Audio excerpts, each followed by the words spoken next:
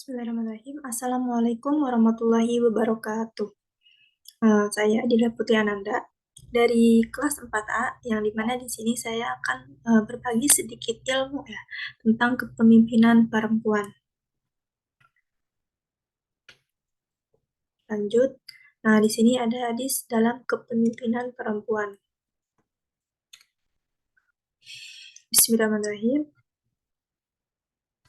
Hadatsana Utsman bin Haythami hadatsana Aufun anil Hasani an Abi Bakar qala laqad nafa'ani Allahu bi kalimatin sami'tuha min Rasulillah sallallahu alaihi wasallam ayyamal jamal ba'da ma kitu an al-haqqa bi ashabil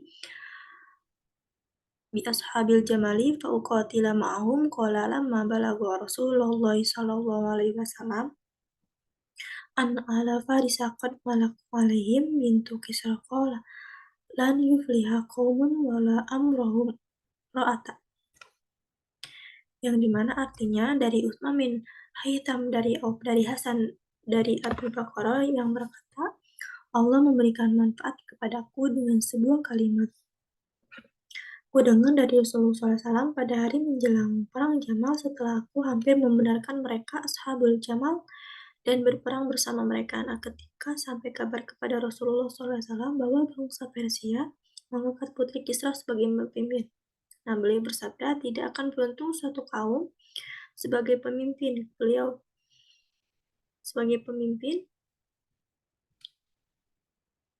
bersabda, tidak akan beruntung suatu kaum yang menyerahkan urusan mereka kepada wanita. Hadis riwayat Al-Bukhari. Nah, di sini diriwayatkan oleh Imam Al-Bukhari. Salah satunya itu dalam Kitabul Fitan bagian pembahasan tentang konflik atau fitnah.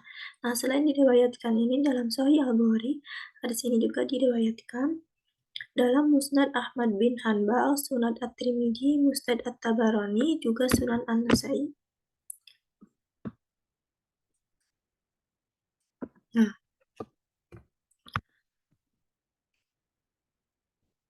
dari penjelasan hadis tersebut, para pensyarah hadis ya menjelaskan bahwa peristiwa apa nih yang menyebabkan Rasulullah SAW berujar demikian? Penyebabnya apa? Nah, ternyata dari Al-Kisah, negeri Kisra salah satunya bagian dari negeri-negeri Persia. Nah, mereka ini memiliki seorang raja yang terbunuh. Nah, kemudian buah dari konflik internal kerajaan ini rupanya pembunuh sang raja adalah anak lelakinya sendiri. Anak lakinya satu-satunya. Nah, intrik demi intrik terjadi dalam kerajaan bahwa singkat cerita diputuskan untuk kemudian mengangkat seorang raja dari anak perempuan, dari seorang putri dari sang Kisra. Nah, sayangnya anak perempuan ini kurang sukses dalam memimpin kerajaan. Banyak diskusi tentang sebab-sebabnya. Ada yang menyebutkan inkompetensi lah, ada juga yang menyebutkan bahwa kemunduran kerajaan ini adalah akibat dari Kisra mencopet surat dari dakwah dari Nabi. Nah, maka kualatlah dengan terjadinya intrik dalam istana. Dan juga ada yang menginformasikan tanda kutip terpaksa untuk menjadi raja, dan juga doa Nabi mengenai kemunduran kerajaan pun terkabulkan. Nah, demikian juga kurang lebih dari penjelasan ini, kurang lebih keterangan dalam Irsyadus dari Syarh Sahih Al-Bukhari karya Imam Al-Katalani dan Tuhfatul Ahwadi Syarh Sunan At-Tirmidzi karya Imam Al-Mubarakfuri. Nah, berbicara tentang kepemimpinan perempuan, yang dimana kepemimpinan perempuan ini,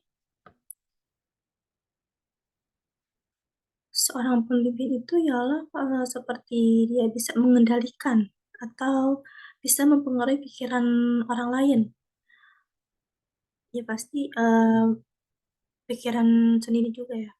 Nah, pemimpin itu yang bisa mempengaruhi perasaan atau tingkah laku orang lain untuk mencapai tujuan yang telah ditentukan sebelumnya ya. Nah,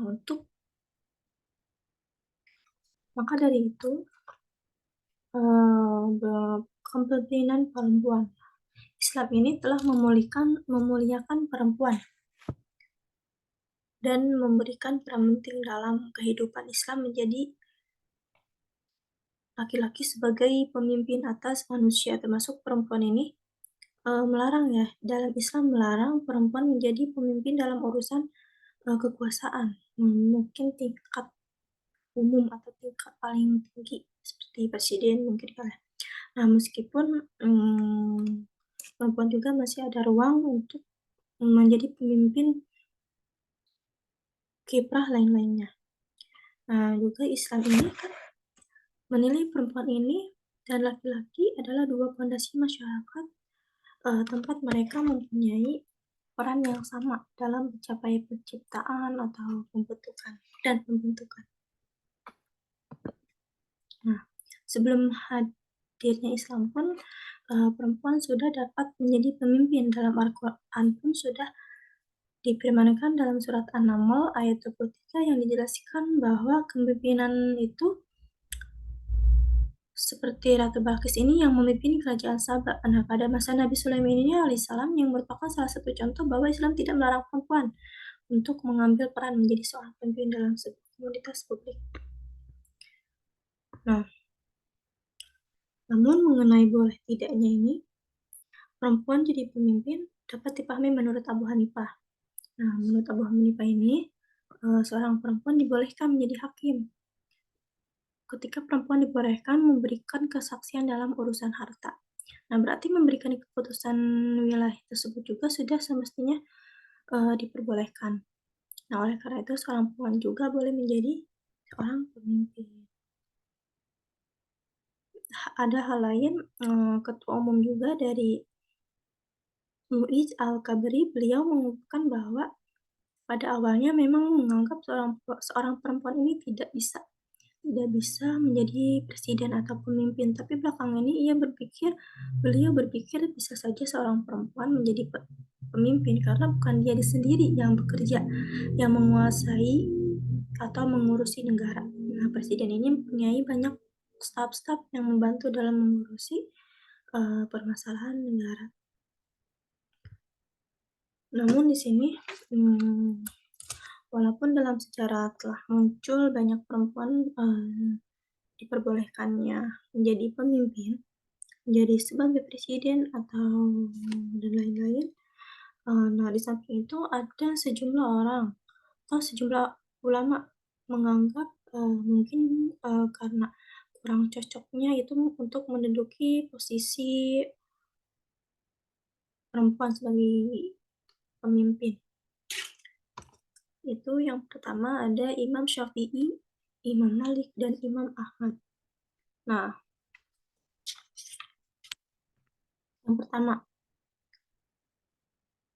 mayoritas ulama yang telah disebutkan tadi itu berpendapat bahwa seorang pemimpin itu ya harus laki-laki.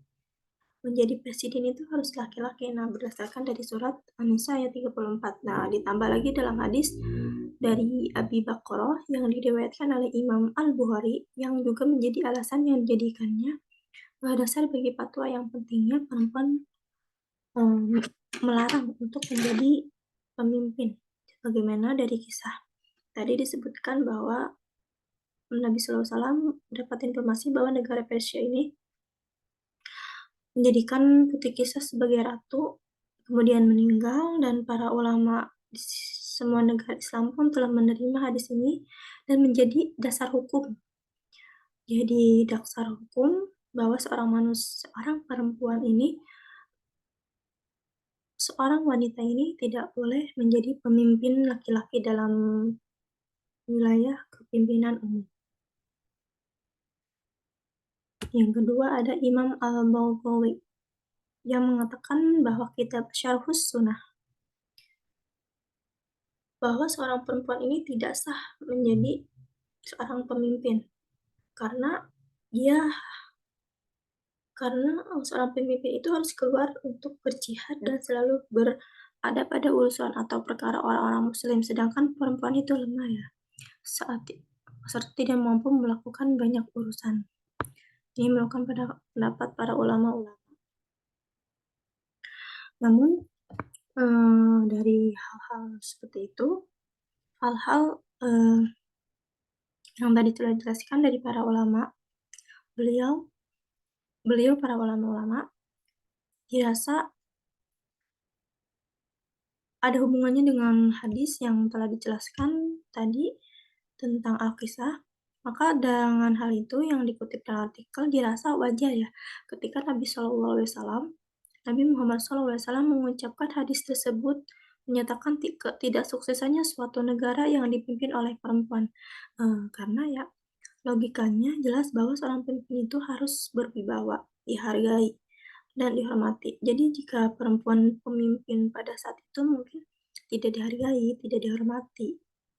Nah, jadi jika perempuan memimpin pada saat itu tidak dihargai dan tidak dihormati, maka imbalannya adalah suatu pemerintah tersebut tidak bisa berjalan dengan baik dan normal.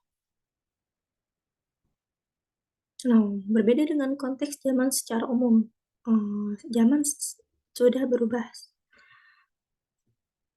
Zaman sekarang sudah berubah. Nah, perempuan tidak lagi dikesampingkan, tidak lagi didiskredit dan dimarginalkan. Bahkan sekarang perempuan sudah banyak kok yang menjadi perempuan, yang menjadi pemimpin, karena sudah banyak yang berkiprah dalam bidang hadis, baik dalam pekerjaan, dalam bidang politik, ekonomi, sosial, budaya, dan lain sebagainya. Nah, hak asasi manusia ini sudah dijaga sehingga perempuan sudah dihargai dan dihormati. Nah, dengan demikian, maka saat ini perempuan juga memiliki kesempatan untuk berkiprah dalam dunia kepemimpinan selama ia memiliki kualitas tentunya dan kompetensi dalam bidang tersebut.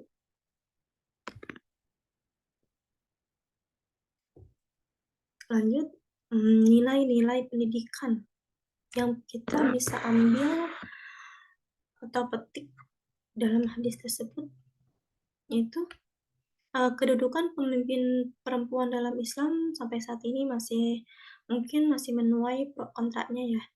Ada yang membolehkan perempuan menjadi pemimpin, sebaliknya ada juga yang tidak membolehkan. Akan tetapi mayoritas ulama lebih banyak yang tidak memperbolehkan. Yang kedua, ada perbedaan pendapat mengenai pemimpin perempuan tersebut muncul karena beberapa faktor. Baik karena faktor berbedanya penafsiran terhadap ayat Al-Quran, dan hadis, ijma, dan kias. Yang ketiga, ada nilai pendidikan dari kepemimpinan perempuan, yaitu hadis di atas, hadis yang telah dijelaskan. Hadis tersebut karena saat ini kepemimpinan perempuan belum dikenal luas dan keberadaan perempuan masih dimarginalkan, tidak dihargai, tidak dihormati. Nah, berbeda dengan sekarang, perempuan sudah diakui haknya, perempuan sudah dihargai, maka mereka juga memiliki kesempatan untuk berkiprah dalam dunia pemerintahan termasuk menjadi pemimpin. Mungkin cukup sekian penjelasan sedikit tentang kepemimpinan perempuan dari saya. Mohon maaf jika ada kekurangan atau kesalahan atau kehilafan, mungkin mohon dimaafkan. Terima kasih. Assalamualaikum warahmatullahi wabarakatuh.